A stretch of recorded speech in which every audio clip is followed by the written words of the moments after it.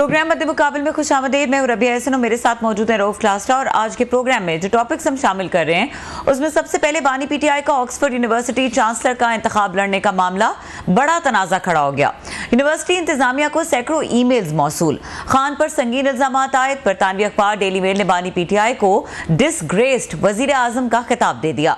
क्या बानी पीटीआई इन हालात में ऑक्सफोर्ड यूनिवर्सिटी के चांसलर का खिताब जीतने की पोजीशन में है? इसके अलावा बात करेंगे बलूचिस्तान में खून बहाने वालों को कैफरे किरदार तक पहुंचाने का ऐलान। वज़ीर आज़म शहबाज शरीफ क्वेटा पहुंच गए। सीनियर अफसरान की तैनातियों की तैयारियां मुकम्मल। दहशतगर्दी का सर कुचलने का प्लान फाइनल कर लिया। मुल्क दुश्मनों से किसी सूरत मुज़ाकरात न करने का ऐलान। बलूचिस्तान मसाइल का हल कब और कैसे होगा, इसके ऊपर बात करेंगे। इसके अलावा बात करेंगे 2 माह रिलीफ 10 माह ख्वारी। बिलावल भुट्टो पंजाब हुकूमत के बिजली रिलीफ पर फट पड़े। कराची में सोलर तकसीम तकरीब में खिताब के दौरान पंजाब का नाम लिए बगैर तनकीद। वजीर आला को वजीर आजम से बात करने की हिदायत। विफाक को बिजली बहरान का जिम्मेदार करार दे दिया। पीपल्स पार्टी का तनकीदी रवैया सियासी या मामलात कुछ और हैं। इसके अलावा बात करेंगे ब्यूरोक्रेसी की चालाकियां। निजकारी से 4 अरब कमाकर 2 अरब के अखराजात कर डाले। निजकारी लिस्ट में शामिल कई इदारे निजकारी फहरिस्त से ही खारिज। अरबों के अखराजात पर सेनेट निजकारी कमेटी अरकान दंग रह गए। निजकारी कंपनीज के लिए किसी ने दिलचस्पी ना दिखाई। हुकाम के इंकशाफात, सेनेट निजकारी कमेटी की हैरानकुन कहानी क्या है, ये आपके साथ शेयर करेंगे। और डिस्कशन के लिए हमें ज्वाइन कर रहे हैं मुर्तज़ा अली शाह साहब, सीनियर सहाफ़ी हैं लंदन से। उनको वेलकम करेंगे। अस्सलाम वालेकुम मुर्तज़ा अली शाह साहब। वालेकुम सलाम। मुर्तज़ा अली शाह साहब, बहुत शुक्रिया आपने हमारे लिए वक्त निकाला। जिस तरह मैंने इंट्रो में काम बात करेंगे बानी पीटीआई का ऑक्सफोर्ड यूनिवर्सिटी चांसलर का जो इंतखाब लड़ने का मामला है, इससे रिलेटेड एक कंट्रोवर्सी खड़ी हो गई है। जरा बताइएगा क्या कंट्रोवर्सी है ये?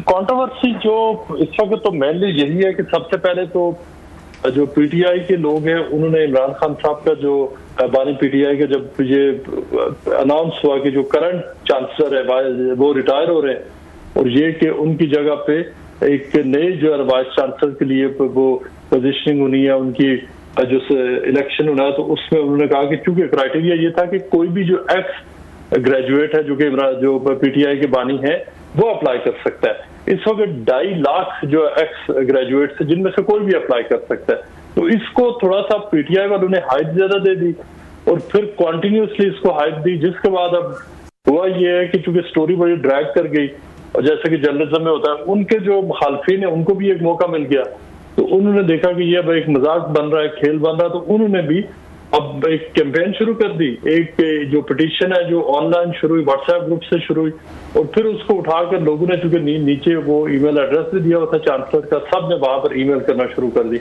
और फिर मुझे ये आज से तकरीबन 5 दिन पहले यूनिवर्सिटी के अंदर ही वहां पर एक जो चांसलर के जो मामलात उनसे रिलेटेड एक प्रोफेसर है, उन्होंने मुझे सबसे पहले ये शेयर की थी। प्लस उन्होंने ये बताया कि जो उनको और भी इस हवाले से ईमेल भी आ रही हैं और लेटर्स भी आ रहे हैं। फिर हमारे एक रिपोर्टर हैं यहाँ पर द न्यूज़ और जियो के सईद नियाज़ी साहब, उन्होंने इस पर काम किया, यूनिवर्सिटी से रब्ता किया, मुख्तलिफ जो लोग जिन्होंने ये पिटीशन कर रहे हैं उनसे रब्ता किया और पता ये चला कि अब तक यूनिवर्सिटी को दर्जनों के हिसाब से उनको ईमेल्स भी गई हैं जो इमरान जो पीटीआई के बानी है उनकी मुखालफत में। और उसी तरह उनको एक नया सिलसिला पहले ये शुरू हुआ कि यूनिवर्सिटी को पीटीआई की जो हमायती उनकी तरफ से ईमेल जा रही थी कि आपका अगर तो पीटीआई के बानी अगर बन जाते हैं तो यूनिवर्सिटी की प्रेस्टीज में इजाफा होगा। पहले हमायत की ईमेलें जा रही थी, अब मुखालफत और हमायत दोनों जा रही हैं। तो यूनिवर्सिटी की ऑक्सफोर्ड के लिए फ्रैंकली ये जो अदरवाइज एक बड़ा स्मूथ और जो सीमलेस एक प्रोसेस था, वो एक पूरा उनके लिए भी एक ड्रामा बन गया है कि वो अपने एक्चुअली जो मामलात है उनसे हटके पूरा दिन लिटरली, कल एक यूनिवर्सिटी के एक सोर्स बता रहे थे कि मतलब रोजाना फोन कॉल भी आ रही हैं और लोग कोई हमायती कह रहे हैं कि बड़ा अच्छा होगा, आपने पीछे नहीं हटना, खान साहब को आप बनाएं चांसलर, और बात कह रहे हैं कि नहीं बनना चाहिए। तो यूनिवर्सिटी के लिए तो ये बिल्कुल पाकिस्तान की सियासत में तो जो चल रहा है वो चल रहा है। ऑक्सफोर्ड यूनिवर्सिटी के लिए फ्रैंकली इस वक्त एक ये बहुत बड़ा हेडेक बन चुका है। और उस हवाले से ऑक्सफोर्ड ने एक लिस्ट, उन्होंने एक बाकायदा तौर पर एक अपडेट भी किया अपनी वेबसाइट पर, जिसमें उन्होंने बड़ा आसान अल्फाज में उन्होंने समझाया है कि यूनिवर्सिटी का क्राइटेरिया क्या है, क्या क्या होना है, किन किन डेट्स को इलेक्शन होने, ये पहले वेबसाइट पर मौजूद नहीं थे। वजह यही हुई कि यूनिवर्सिटी को लिटरली जो है ना वो बमार्ड कर दिया गया है, जो ईमेल से फोन कॉल से, और वो सारी इसी हवाले से कंट्रोवर्सी है कि क्या बानी पीटीआई वो चांसलर बनेंगे यूनिवर्सिटी के या नहीं। अच्छा मुर्तजा, जिस तरह आपने कहा कि उन्होंने बाकायदा उनको करना पड़ गया कि वो पूरी अपनी वेबसाइट के ऊपर इसका क्राइटेरिया एक्सप्लेन करें, थोड़ा सा हमें बताएगा क्या क्राइटेरिया होता है और ये जो ईमेल्स आई हैं मुखालफत में, इसका इम्पैक्ट होगा उस क्राइटेरिया के ऊपर? देखिए क्राइटेरिया पे तो उसका नहीं होगा, लेकिन देखिए यूनिवर्सिटी को इस हवाले से एक प्रेशर तो जरूर है। पहला प्रेशर तो क्रिएट किया पीटीआई ने, और जो वहां से कसर रह गई थी वो पीटीआई की जो मुखालफीन है वो कर रहे हैं। देखिए यूनिवर्सिटी का एक अपना एक तरीकाकार है, वो एक सेरेमोनियल एक पोस्ट है। वहां पे देखें चांसलर और वाइस चांसलर, उसका बहुत ही लिमिटेड रोल है। जिस तरह बरतानिया में बादशाह है ना, उसका बहुत बड़ा लगता है, लेकिन ऑलमोस्ट जीरो रोल है उसका, उनका यहाँ पर अदर देन के सेरेमनीज अटेंड करने के, फंड रेजिंग के रोल कुछ नहीं है। लेकिन एक नाम चूंकि बड़ा होता है, प्रेस्टीज है इसके साथ अटैच, तो यूनिवर्सिटी को एक प्रेशर तो जरूर है कि देखें आपको बाकी मामला छोड़ के आपको रोजाना इतनी कॉलें आ रही हैं, पता नहीं आगे आप देखिएगा आने वाले दिनों में हम लॉक डाउन तो पाकिस्तानी किसी को नहीं करते। आप देखिएगा यूनिवर्सिटी के बाहर अब हमारे और मुखालफत में नारे भी लगेंगे, वहां मुजाहरे भी होंगे। वो तो शुक्र है इस वक्त छुट्टियां चल रही हैं, वो अभी 1.5 महीने का टाइम अभी बाकी है इस इलेक्शन में, तो यूनिवर्सिटी को एक उस हवाले से प्रेशर तो जरूर फील होगा। लेकिन जो क्राइटेरिया यूनिवर्सिटी का वो बहुत क्लियर है। जो बानी पीटीआई है क्या वो उसके लिए दो बातें, अभी उन्होंने सिर्फ अप्लाई किया है, वो उनका फाइनल जो यूनिवर्सिटी की तरफ से जो अप्रूव्ड लिस्ट ऑफ कैंडिडेट्स है वो आज से तकरीबन 4 हफ्तों के बाद लगेगी, तकरीबन 5 हफ्तों के बाद। ये यूनिवर्सिटी ने कल कंफर्म किया कि अर्ली जो अक्टूबर में वो आएगी।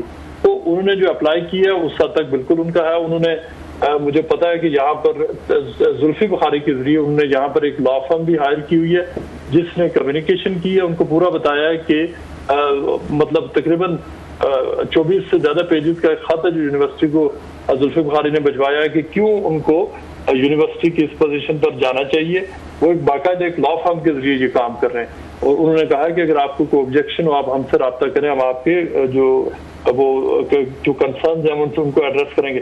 क्राइटेरिया में देखें नंबर 1 इस वक्त तक का जो है वो बानी पीटीआई वो पूरे कर रहे हैं, वो यूनिवर्सिटी के एक्स ग्रेजुएट हैं, और उसमें जो लोग वोटिंग, अब थोड़ी सी मैं आपको तफसील में बता दूं कि ये पहली बार ऐसे हो रहा है कि यूनिवर्सिटी ने अपने कवानीन तब्दील किए हैं। उन्होंने अब ये क्राइटेरिया बनाया है कि जो भी यूनिवर्सिटी का एक्स ग्रेजुएट रहा, जो इस वक्त जो कांग्रीगेशन जो है तकरीबन 2.5 लाख लोगों का है, कि 2.5 लाख लोग इससे पहले जो ऑक्सफोर्ड यूनिवर्सिटी के एक्स ग्रेड जिन्हें कहते हैं, उनमें कोई भी बंदा ऑनलाइन वोटिंग कर सकता है। सो ये इलेक्शन इस हवाले से यूनिक है क्योंकि मलेशिया में बैठकर सऊदी अरब का भी अगर कोई एक्स ग्रेजुएट है, अगर उसका इंटरेस्ट है और उससे रजिस्टर करवाया अपने आप को वोट करने के लिए, ये भी एक क्राइटेरिया कि आप ऐसे ही नहीं कि रैंडम उठा के वोट कर दें, आपको पहले रजिस्टर कराना पड़ेगा कि हाँ मेरा ये है, मेरे ये क्रेडेंशियल्स है, मैं वोट करना चाहता हूँ, देन यू कैन वोट। तो वो ऑनलाइन वोटिंग होगी, और जो सिर्फ यूनिवर्सिटी के जो कांग्रीगेशन के लोग हैं वो वोट कर सकेंगे। लेकिन एक ये भी क्राइटेरिया है कि जो करंट किसी भी लेजिस्लेटिव असेंबली के अगर कोई मेंबर हो वो वोट नहीं कर सकता, अगर कोई रनिंग में भी है वो भी वोट नहीं कर सकता। इस हवाले से भी खान साहब वहां पर उस क्राइटेरिया पे आ रहे हैं कि इस वक्त पाकिस्तान की लेजिस्लेटिव असेंबली के किसी के मेंबर भी नहीं है।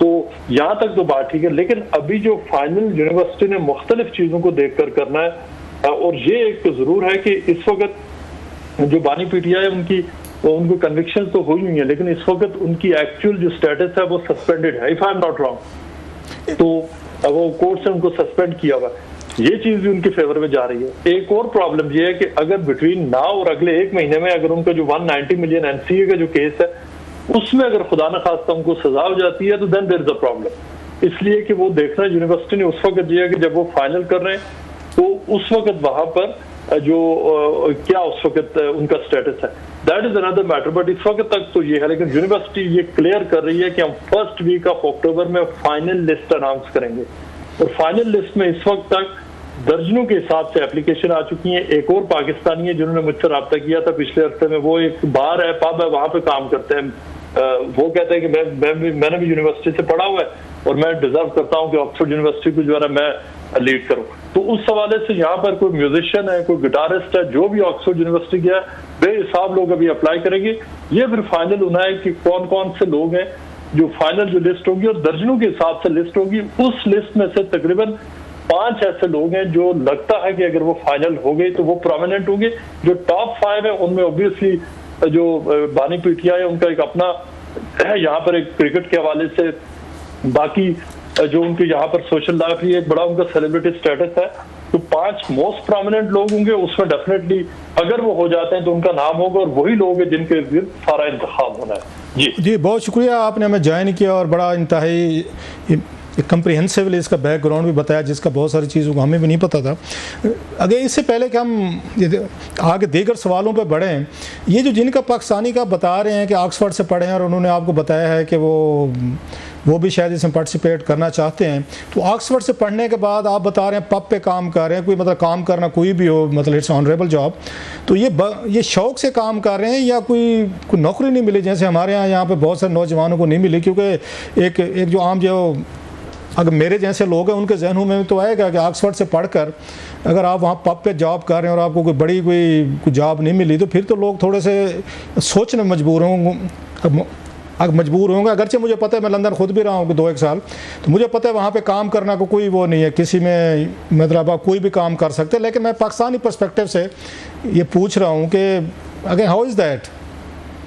जी ये बात आपकी बिल्कुल ठीक है, लेकिन अब 2 बातें देखिए। यहाँ पर जो ऑक्सफोर्ड यूनिवर्सिटी के जो ग्रेजुएट्स हैं वो इस मुल्क में सबसे ज्यादा प्राइम मिनिस्टर और मिनिस्टर भी बनते हैं। That's it, बाद हैं जो बात उठा के वो ग्रेजुएट होने के बाद सिर्फ टीचर्स बनते हैं। मेरे नेबर में यहाँ पर एक ऑक्सफोर्ड के एक कपल है जो दोनों ऑक्सफोर्ड के ग्रेजुएट्स हैं। उन्होंने जिंदगी में प्रेफर ये किया कि हम लोकल स्कूल में पढ़ाकर कंट्रीब्यूट करेंगे, हालांकि वो अगर किसी यूनिवर्सिटी में जाए तो बहुत मल्टीपल कई ज्यादा कमा सकते हैं। तो ये लोगों की अपनी अपनी चॉइसेस हैं। मैं आपकी बात काट रहा हूँ, सॉरी मैं मुर्तज़ा, मुझे याद है मैं जब वहीं पे था एक बड़ी खूबसूरत स्टोरी आई थी लंदन में 2007-8 की बात है, और बड़ा अच्छा खासा वो बना था कि ये फॉर्मर प्राइम मिनिस्टर थे ब्रिटेन के, उनका जो बेटा था वो यूनिवर्सिटी की जॉब छोड़ के वो ट्रेन ड्राइवर लग गए थे वहाँ पे, जो लंदन का जो सिस्टम है ट्रेन का।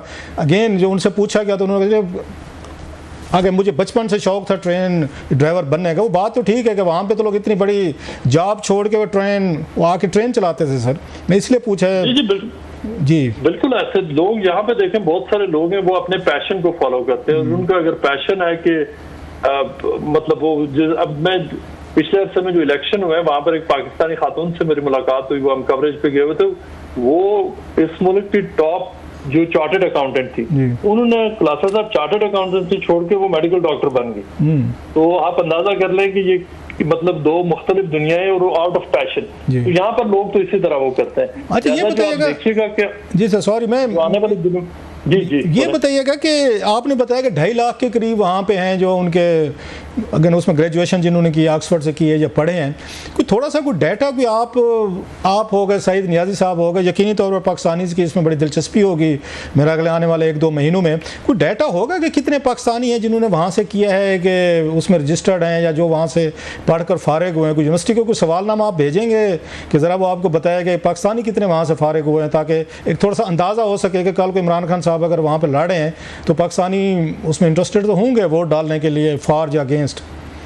जी ये बड़ा अच्छा सवाल है। इस पे डेफिनेटली मैं काम ऑलरेडी कर रहा हूँ, मैंने यूनिवर्सिटी को पूछा है। लेकिन 1-2 चीजें जो अभी तक जो ऑन द सरफेस लग रही हैं वो ये है कि जो ऑब्वियसली सबसे ज्यादा जो ग्रेजुएट्स जो इंग्लिश लोग हैं जो यहाँ के इस मुल्क के, उसके बाद बहुत बड़ी तादाद जो है ना अमेरिकन की है और यूरोपियंस की है जो वाइट है।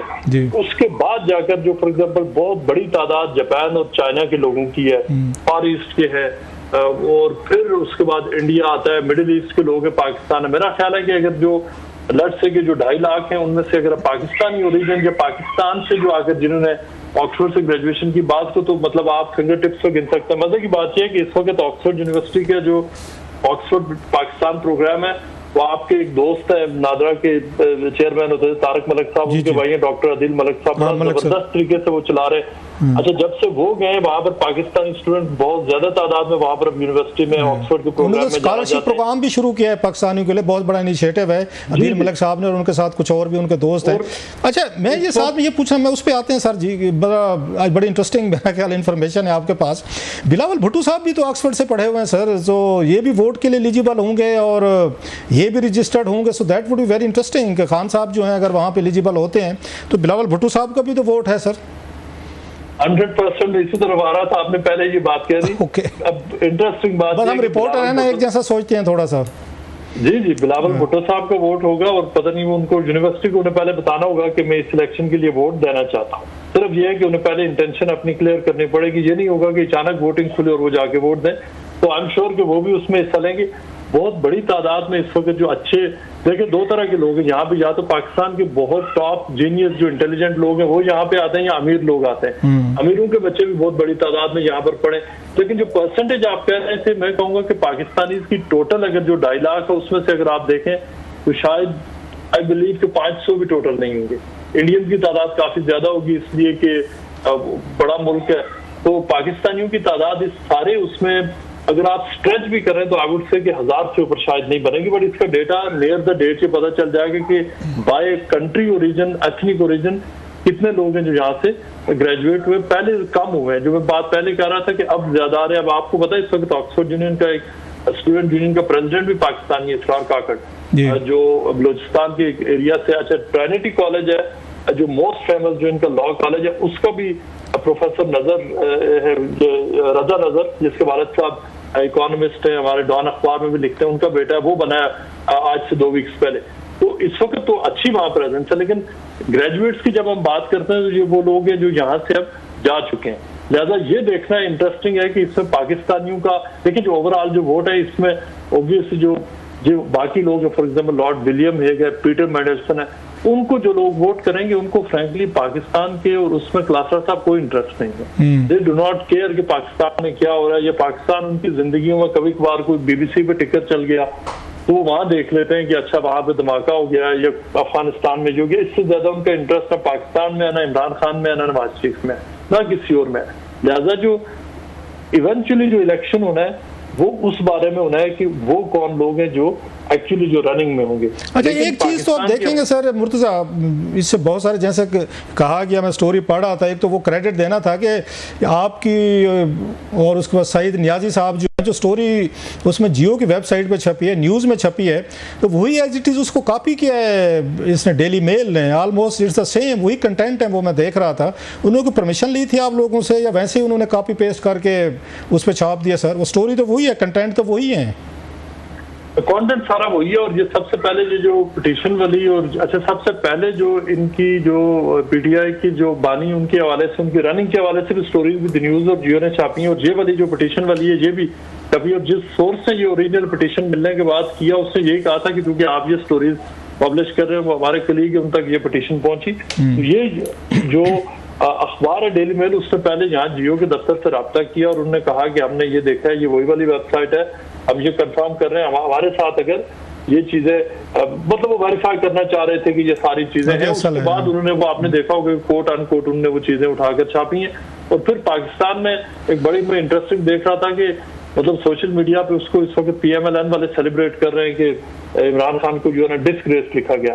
आपको याद होगा जब जरदारी साहब को इसी अखबार ने मिस्टर 10% लिखा था तो उस वक्त मुस्लिम लीग और PTI सेलिब्रेट कर रही थी कि जरदारी साहब के बारे में ठीक लिखा है। फिर इन्होंने नवाज शरीफ के ऊपर एक स्टोरी छापी थी जिसमें पायरेट्स का लफ्ज लिखा था, उस वक्त PTI सेलिब्रेट कर रही थी। फिर शहबाज शरीफ की स्टोरी थी जिससे वो डेविड रोज ने लिखी थी, जिसपे डेली मेल को माफी मांगना पड़ी थी। उस वक्त शहजाद अकबर ने, और आपको याद है प्रेस कॉन्फ्रेंस करते रहे थे 1 साल की, ये कितनी बड़ी जो हमारी अचीवमेंट है कि हमने डेली मेल में खबर छपवा दी।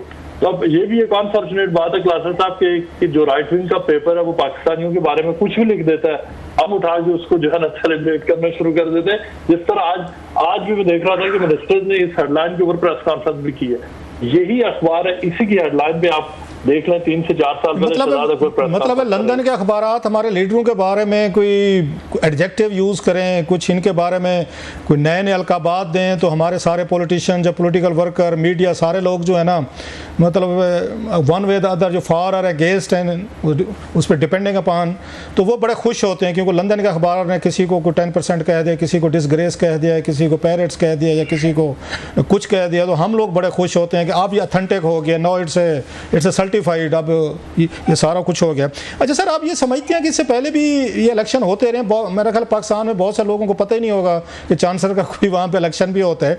इमरान खान साहब की एंट्री से कम से कम थोड़ा स्पाइस तो ऐड हो गया है, ज़रा थोड़ा सा मतलब मैच तो पड़ गया है ना, ज़रा दिलचस्पी, ढोल ढमक्का, झुमर ताड़ी इधर उधर, क्योंकि ये भी बताया जा रहा है कि अभी से दोनों साइड कोशिश कर रही हैं एक ट्रक तैयार किया जाए। खान साहब के हामी हैं, एक वहाँ पर ट्रक तैयार कर रहे हैं, इनकी जो ग्लोबल अचीवमेंट्स हैं पाकिस्तान की हैं या यहाँ पे जो वेलफेयर वेलफेयर का काम है, अदरवाइज़ वो दिखाएंगे। और मुखालफिन का जो उसमें ऑफकोर्स नवाज लीग के कुछ लोग होंगे, तो वो भी सुना है कि ट्रक तैयार कर रहे हैं जो ऑक्सफोर्ड यूनिवर्सिटी के इर्द गिर्द फिरता रहेगा। वहाँ पर वो खान साहब के दीगर कारनामे हैं जिसमें तालिबान के हवाले से ये बातें हैं कि तालिबान के ये बहुत बड़े सपोर्टर हैं। फिर बताया गया उसामा बिन लादेन को ये शहीद कहते थे। फिर इसके बाद उन पे और बड़े इल्ज़ाम हैं कि ख़वातीन के ड्रेस के हवाले से बताया गया है कि मर्द कोई रिपोर्ट तो नहीं है।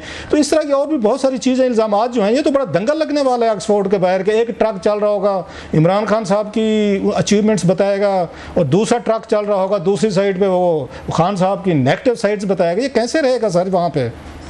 जी आपने बिल्कुल सही कहा कि मैच एक्चुअली पड़ गया और अभी सिर्फ थोड़ी सी बचत इन दिनों इलेक्शन बंद किया है। नहीं सर, हमारी साइड में पाकिस्तान में इलेक्शन बंद किया है।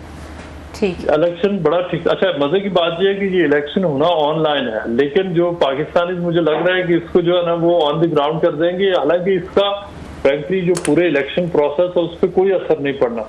लेकिन जो आपने जिस तरह से कहा कि क्योंकि जो हाइप इसको मिली है ना, तो ये पहली बार शायद गोरों को भी पता चलेगा कि चांसलर भी कोई है, उसका भी इलेक्शन होने जा रहा है। क्योंकि लड़ाई सारी सोशल मीडिया पे शुरू हो चुकी है और ये ट्रकों वाली बात है, ये भी क्लियर है।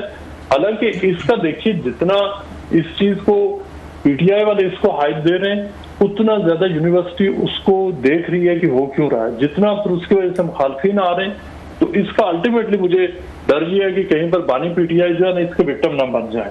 इसलिए कि ये यूनिवर्सिटी के लिए बहुत सारे हवालों से डाइवर्जन है।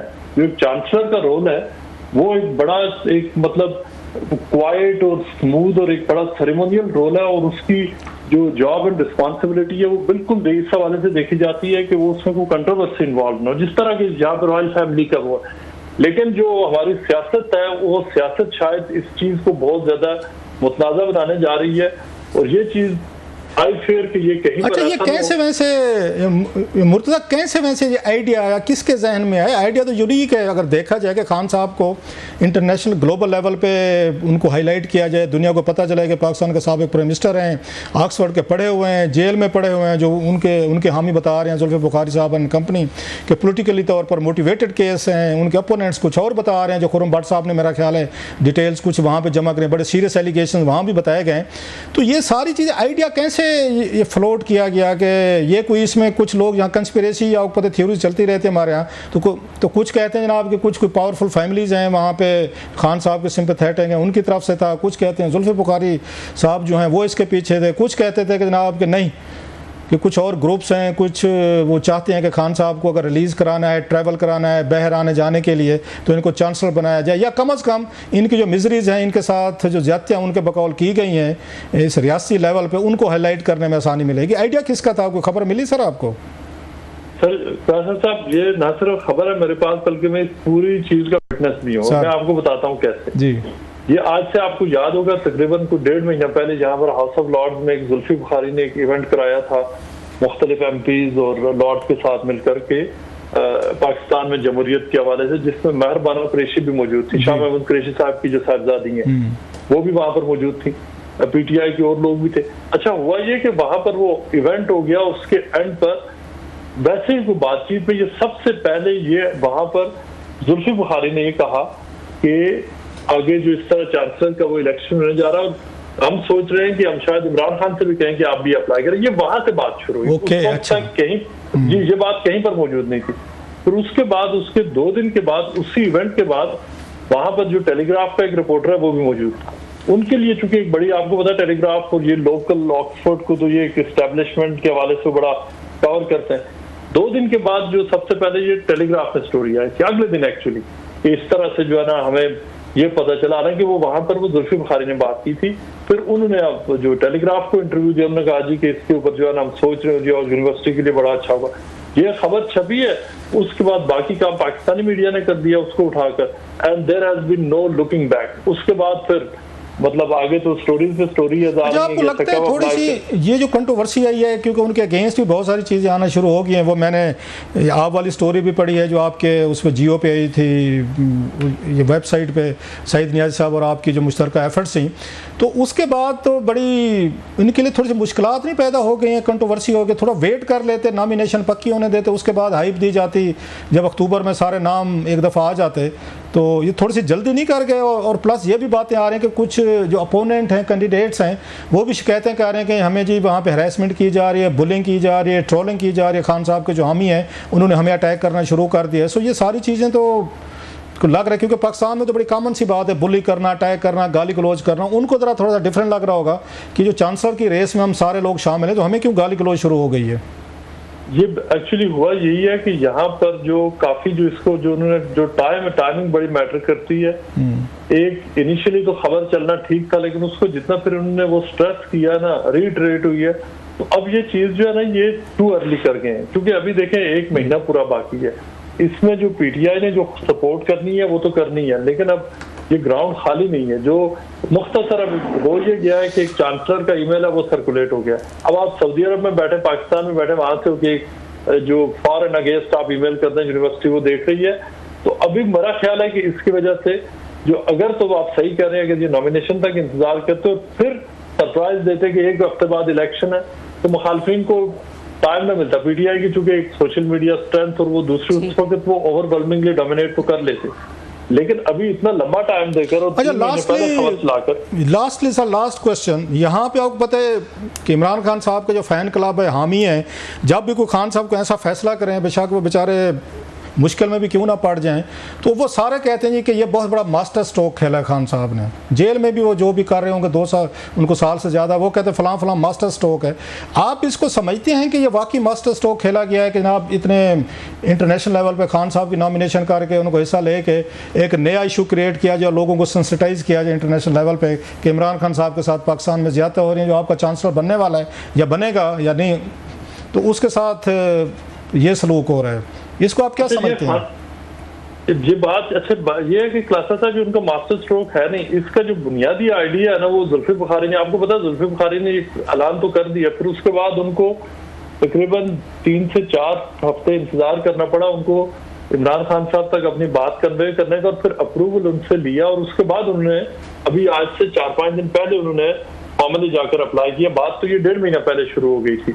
तो ये तो अगर वो कल विड्रॉ भी कर जाते हैं फॉर एनी रीजन, शायद अगले वाले दिनों में आप वो कर भी सकते हैं, तो उसको तो उन्होंने डिफेंड करेंगे कि देखेंगे। अच्छा वैसे कितने चांसेस हैं, आप लंदन बैठे हैं, सारा सिस्टम समझते हैं कि खान साहब को इजाजत मिल जाती है, पार्टिसिपेट करते हैं ऑनलाइन, सारी 2.5 lakh is a huge one, तो कितने चांसेस हैं खान साहब के जीतने का, आपको क्या लगता है? देखिए उसमें जो मैं ये तो डेफिनेटली कह सकता हूँ कि जो टॉप 5 कैंडिडेट्स हैं, अगर वो उनके जो नॉमिनेशन पेपर्स अप्रूव हो जाते हैं, जो टॉप 5 में जरूर आएंगे, लेकिन फिर देखना ये है कि जो फाइनल 5 लोग होते हैं उनमें कौन कौन लोग हैं। अगर तो देखिए विलियम हेग है जो पहले फॉरेन सेक्रेटरी रह चुके हैं, तो आप अंदाजा कर लेंगे बरतानिया में जो कंजर्वेटिव पार्टी है वो उसके लीडर रह चुके हैं, फॉरेन सेक्रेटरी रह चुके हैं, लीड किया उन्होंने पार्टी को। तो वो जो उनकी जो कॉन्स्टिट्यूएंसी है वो एक्चुअली है ही सारे वो जो ऑक्सफोर्ड ग्रेजुएट और कैम्ब्रिज ग्रेजुएट, ये तो उन लोगों के जो वो तो ये जो वोटिंग है उन लोगों ने अक्सर करनी है। हमारा तो एक फ्रैंकली स्पीकिंग एक साइड शो चल रहा है। सो रिस्क है, मतलब आप कह रहे हैं कि ये रिस्क है कि खान साहब अगर खुदा ना खास्ता ना जीत सके तो फिर इनके हामी जो हैं ये तो ढोल निकाल देंगे, जैसे हमारे देहातों में होता है, ये तो बैकफायर भी कर सकते हैं just in case God forbids election में जाते हैं और इलेक्शन नहीं जीत पाते, तो जितनी इस वक्त एक हाइप क्रिएट की हुई है तो खान साहब के खिलाफ भी जा सकती है। सो इट्स आप बिल्कुल वो कैच 22 पोजीशन करना इस प्रोग्राम को, इसमें ये बिल्कुल इसमें रिस्क बहुत ज्यादा, रिस्क फैक्टर जिसे आप कहते हैं ना, और शायद अदरवाइज में होता है। जितने इसको हाइप दे दी गई है, जितने इसके गिर्द पूरा तनाजा खड़ा कर दिया गया सारी साइड में, अब रिस्क फैक्टर बहुत बढ़ गया खान साहब के लिए। ठीक है, बहुत शुक्रिया आपका, thank you very much sir. Murtaza Ali Shah साहब हमारे साथ मौजूद थे और यहाँ पे वक्त हुआ ब्रेक का। ब्रेक के बाद हमें ज्वाइन करेंगे सेनेटर तलाल चौधरी साहब, उनसे हम बात करेंगे ये जो प्राइवेटाइजेशन कमेटी की मीटिंग हुई और इसमें जो कुछ चीज़ें रिवील हुई हैं, 4 अरब रुपए कमाए गए प्राइवेटाइजेशन के थ्रू और 2 अरब के खर्चे कर दिए गए। अब ज़रा कुछ पूछेंगे कि और क्या क्या चीज़ें हैं जो इस मीटिंग में रिवील हुई। इस ब्रेक के बाद हमारे साथ रहिए।